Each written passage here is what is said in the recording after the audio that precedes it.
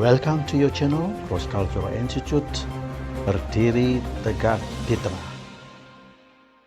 Assalamualaikum warahmatullahi wabarakatuh. Apa kabar semua? Mudah-mudahan sehat walafiat. Perjumpaan saat ini saya ingin mengomentari dua tokoh politik kita, yaitu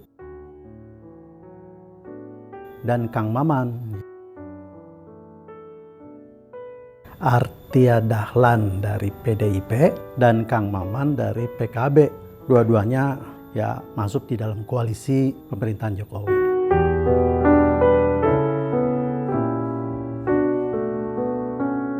Yang ingin saya garis bawahi adalah Artia Dahlan itu adalah anggota DPR RI, anggota legislatif, ya, yang menjelaskan kebijakan-kebijakan program eksekutif.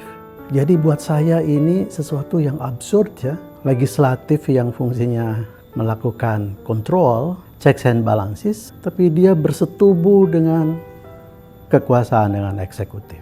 Pemerintahan Pak Jokowi ini kan konstitusional, kemudian juga memang betul-betul wujud daulat rakyat, menangnya mutlak, ya. Kemudian juga kita juga tidak alergi akan kritik. Tapi tentunya kan kita harus bermain pada ukuran-ukuran yang umum. Punya fatsun akademis, punya yang namanya kode etik profesional. Nah, dan dapat dipertanggungjawabkan. Hampir semua lembaga survei, kemudian juga baik juga lembaga penilai yang formal maupun non formal, itu opininya pastinya positif. Kalau kita lihat, semua ini era digital, ada rekam jejaknya, semua hasilnya positif. Termasuk juga di bidang penegakan hukum. Tadi abang saya mengatakan ada subsistem.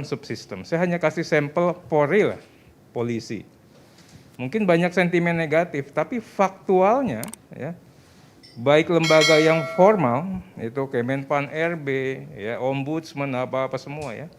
Kemudian yang non formal, lembaga-lembaga survei, Carta Politika, Cyrus, Alfara, LSI, Litbang, Kompas, Makros, dan sebagainya. Itu apa hasilnya? Polri ternyata lembaga penegak hukum yang dipercaya publik nomor 1.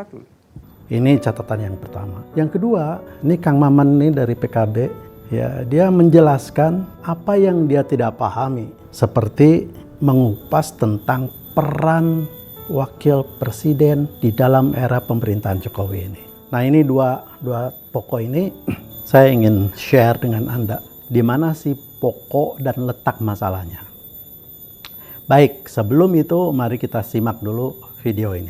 Begitu pula yang penting adalah soal indeks religiositas. Nah, itulah yang sebenarnya dimiliki oleh Kiai Ma'ruf Amin dan itu dijalankan oleh seluruh menteri-menteri. Seorang legislator, ya, yang tugasnya adalah checks and balances, yang tugasnya adalah memberikan kontrol kepada eksekutif, yang tugasnya adalah mengkritisi kepada lembaga eksekutif. Sekarang dia memerankan diri sebagai jubir pemerintah, sebagai jubir eksekutif. Dia menjelaskan A, B, C tentang berbagai macam kebijakan dan sukses story tentang pemerintahan Jokowi dan Ma'ruf Amin. Ini dalam kapasitas apa dia? Berbicara sebagai seorang legislator atau dia berbicara seorang jubir? Peristiwa-peristiwa itu hanya terjadi di dalam sistem pemerintahan komunis. Semua itu menjadi bagian dari pemerintah. Tidak ada legislatif yang melaksanakan fungsi kontrol. Jadi aneh sekali di dalam sistem demokrasi yang kita jalankan, legislatif, ya, menjelaskan program-program dan kebijakan-kebijakan eksekutif. Ini. Yang kedua, ini Kang Maman, coba dengarkan uraiannya seperti ini. Di mana peran Wapres, Kiai Ma'ruf Amin? Perannya sangat signifikan.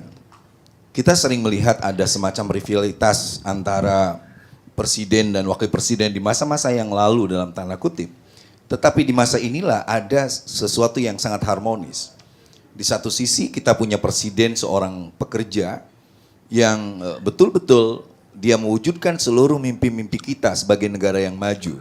Di saat hari ini saya sebagai orang yang merasakan sekali misalnya menikmati perjalanan darat saya kalau hari ini pagi-pagi di Jakarta, nanti sore sudah di Jogja dan lain sebagainya. Dan orang berkata inilah Jokowi. Tetapi ketika Kiai Ma'ruf Amin di mana posisinya? Di sanalah justru pentingnya. Di sini ada ruh yang dikembangkan. Bagaimana misalnya moderasi beragama, transformasi digital, kemandirian pesantren itu terasa. Karena itu basis saya dan saya di Komisi 8, Bang Saidido. Lihatlah pesantren saya misalnya dan beberapa pesantren. Kita mengembangkan apa yang disebut dengan Go Digital.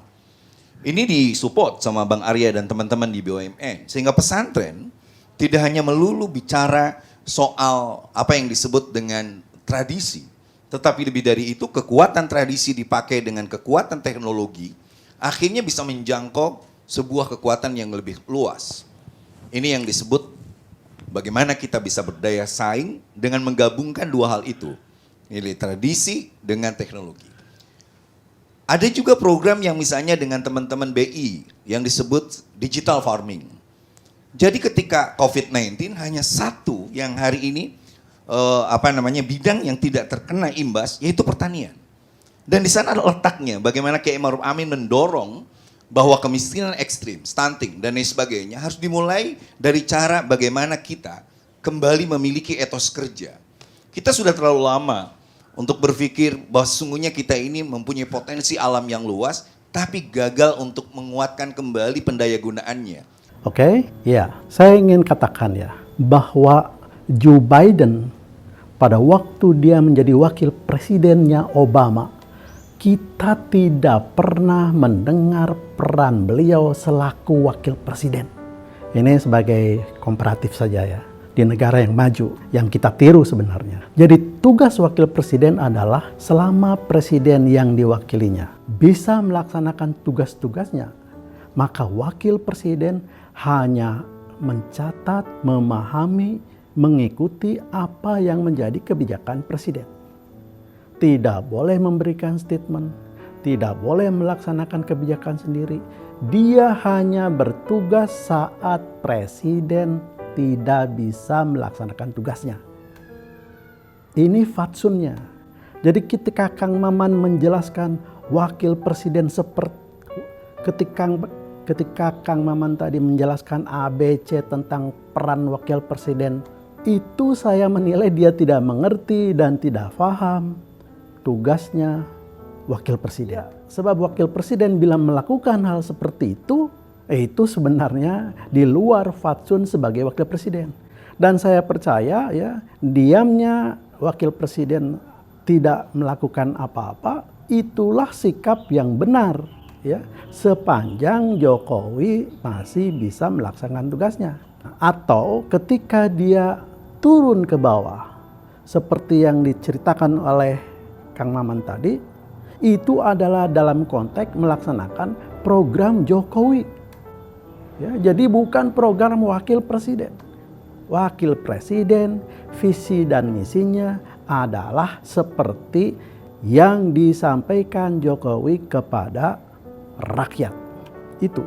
Jadi tidak ada dualisme. Jadi maaf sekali ini baik Artilia Dahlan selaku anggota DPR dari fraksi PDIP, walaupun pemerintahan PDIP, tapi fungsi sebagai anggota DPR dia tidak laksanakan dengan cara seperti tadi memberi komentar ABC tentang program pemerintahan Jokowi. Ya, nah, itu saya garis bawahi bahwa kejadian seperti itu hanya terjadi di negara yang melaksanakan sistem komunisme.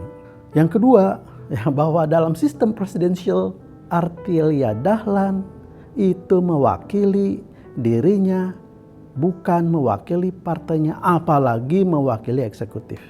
Karena rakyat memilih dirinya, bukan memilih partai.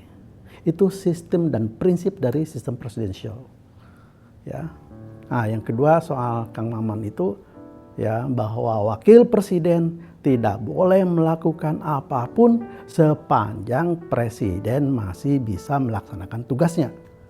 Ketika presiden tidak bisa melaksanakan tugasnya, maka wakil presiden mengambil alih tugas presiden dan melaksanakan tugas-tugas janji presiden kepada rakyatnya. Wakil presiden hanya melaksanakan tugasnya ketika presiden tidak bisa melaksanakan tugasnya. Ya. Dan apa yang dia laksanakan adalah melanjutkan tugas-tugas presiden dulu. Karena itu adalah janji yang harus dipenuhi kepada rakyat. Saya kira itu saja. Terima kasih. Billahi taufiq wal hidayah. Wassalamualaikum warahmatullahi wabarakatuh.